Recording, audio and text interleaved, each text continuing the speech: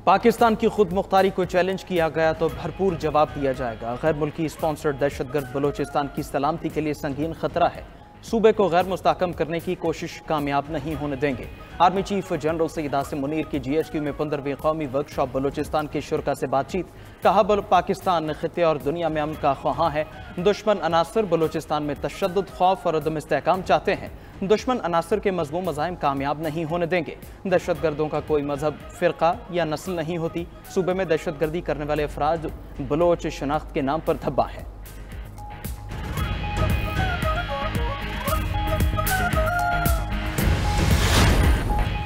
पाकिस्तान का फतह मिसाइल का कामयाब तजर्बा। दाली वेपन सिस्टम के बाद फतह के कामयाब तजर्बे ने दुश्मन की नींदें उड़ा दी। ISPR के मुताबिक फतह मिसाइल 120 किलोमीटर तक हदफ को निशाना बना सकता है। फतह जमीन से जमीन तक मार करने वाला जदीद मिसाइल है। जदीद नेविगेशन सिस्टम से लैस मिसाइल दुरुस्तगी से हदफ को निशाना बनाता है। मिसाइल का तजर्बा इंडस मशकों के दौरान किया गया। तजर्बे का मकसद फौजी तैयारी और तकनीकी सलाहियत को जांचना है। पाक फौज किसी भी जारिहत का भरपूर जवाब देने की सलाहियत रखती है।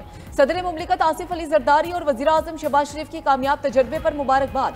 सदर ने स्ट्रेटेजिक फोर्सेस की ऑपरेशनल तैयारी और तकनीकी महारत पर मुकम्मल एतमाद का इजहार किया। वज़ीर आज़म ने कहा कि पाकिस्तान का दिफा मजबूत हाथों में है।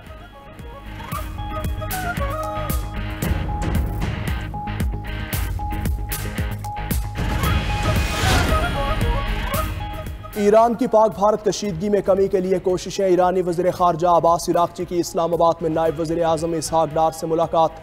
जनूबी एशिया की सूरत हाल और अमरीका ईरान मुज़ाकरात पर तबादला ख्याल किया गया। दोनों वज़राए ख़ारजा का मसाइल सिफारतकारी से हल करने पर जोर।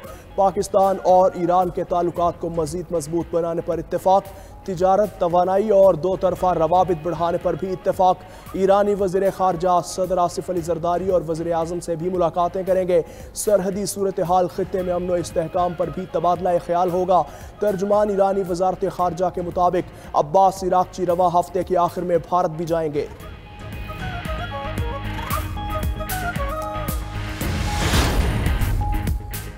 भारत की पाकिस्तान के खिलाफ आबी जारहियत में तेजी। बगलेहाट डैम के जरिए पाकिस्तान की तरफ आने वाला पानी रोकना शुरू।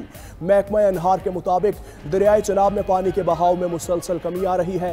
हेड मराला पर पानी की आमद 87,000 क्यूसिक से कम होकर 10,800 क्यूसिक रह गया। उधर इंडस वाटर कमीशन ने भारत की 37 मुआहिदों की खिलाफ वर्जी की तफसीलात हुकूमत को भिजवा दी। भारत 3 डैम्स की तामीर के अमली तौर पर मुआहिदे की खिलाफ वर्जी कर चुका। बगलेहाट डैम, किशन गंगा डैम और रतले डैम की तामीर सियासत और दहशतगर्दी की आड़ में की। तीनों बार भारत को वर्ल्ड बैंक और न्यूट्रल एक्सपर्ट से सुबकी का सामना करना पड़ा। चीन का एक बार फिर पाकिस्तान की मुकम्मल हिमायत का इरादा। सदर आसिफ अली जरदारी से चीनी सफीर जांग ज़ेडोंग की मुलाकात। पहलगाम वाक़े के बाद पाक भारत की सूरत हाल पर तबादला ख्याल। सदर मुमलिकत आसिफ अली जरदारी का भारतीय हुकूमत के हालिया गैर जिम्मेदाराना और जारहाना बयानात पर इज़हार तशवीश। कहा कि भारत के इक़दामात से इलाकाई अमन व इस्तेहकाम को खतरा लाहक है। चीनी सफीर ने कहा कि चीन जनूबी एशिया में अमन व इस्तेहकाम के लिए हमेशा पाकिस्तान की हिमायत करेगा।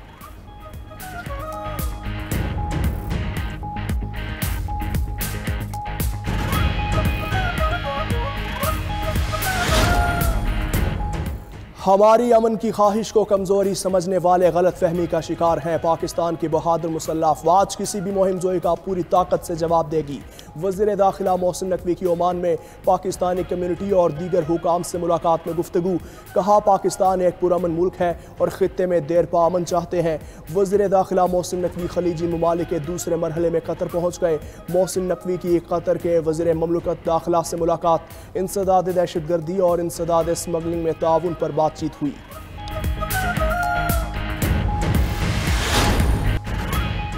लाइन ऑफ कंट्रोल के मुख्तलिफ मकामात पर भारतीय फौज की फिर बिलाश्तियाल फायरिंग। पाक फौज का मुंह तोड़ जवाब। सिक्योरिटी ज़राए के मुताबिक भारत ने नकियाल, खोईरटा, शारदा के नीलम और हाजीपीर सेक्टर्स में इश्तियाल अंगेजी की। पाक फौज ने तमाम सेक्टर्स में दुश्मन की बिलाश्तियाल फायरिंग का मुंह तोड़ जवाब दिया। पाक फौज दुश्मन की किसी भी जारहियत का मुंह तोड़ जवाब देने के लिए हर वक्त तैयार है।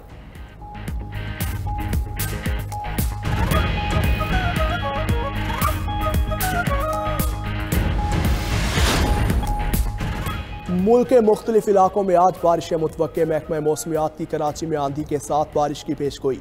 शहरियों को बिल बोर्ड और खंभों से दूर रहने की हिदायत। बलोचिस्तान के कई इलाकों में भी मूसलाधार बारिशों का इम्कान।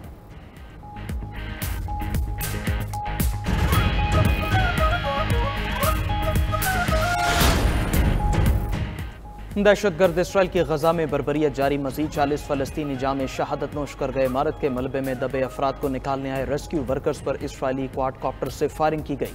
अस्पतालों में अद्वियात खत्म, जख्मियों का इलाज बंद हो गया। 2 माह से जारी नाकाबंदी के बायस कहत की सूरत हाल। फार्मूला दूध दीगर ग़िज़ाई सप्लीमेंट्स की बंदिश से 3 लाख बच्चे मौत के मुंह में पहुंच गए। उधर रफा में सुरंग में धमाके से कैप्टन समेत 2 इसराइली फौजी हलाक। इसराइली फौज के मुताबिक अहलकार इमारत के अंदर सुरंग की जांच कर रहे थे कि धमाका हो गया।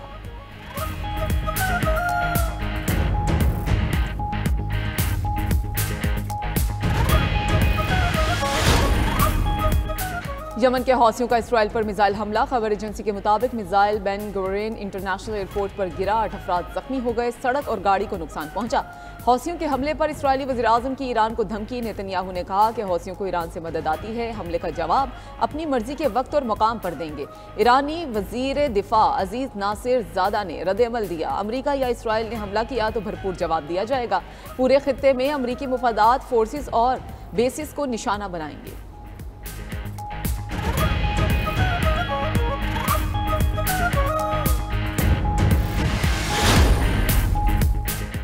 तीसरी मुद्दत के लिए सदर बनने की कोशिश नहीं करूंगा। अमरीकी सदर ट्रंप ने वाजे कर दिया। बोले जेडी वेंस और मार्को रूबियो बेहतरीन जानशीन हो सकते हैं। टैरिफ के जरिए आलमी मईशत को तबाह करने का इल्ज़ाम दुरुस्त नहीं। कि साथ बाजारी और मईशत का सुकड़ाव आर्जी है। अमरीका अपनी तारीख की सबसे बड़ी और मजबूत मईशत बनने वाला है।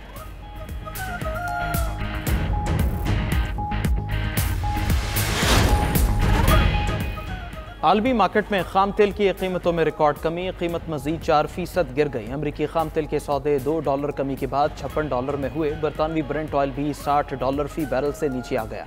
खबर एजेंसी के मुताबिक ओपेक प्लस की जानिब से तेल की पैदावार बढ़ाने की मंजूरी के बाद कीमतों में कमी हुई।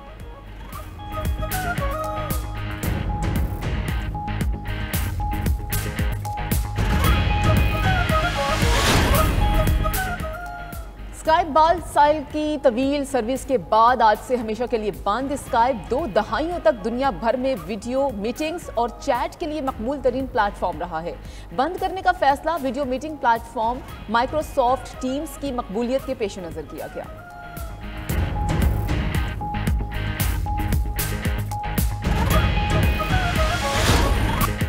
और दुनिया फुटबॉल में सऊदी अरब की तारीखी जीत। Saudi football club Al Ahli ने एशियन चैंपियंस लीग का टाइटल अपने नाम कर लिया। जद्दा स्टेडियम में होने वाले फाइनल में अल अहली क्लब ने जापानी क्लब कावासाकी को 2-0 से शिकस्त दी। टीम अल अहली पूरे टूर्नामेंट में नाकाबिले शिकस्त रही।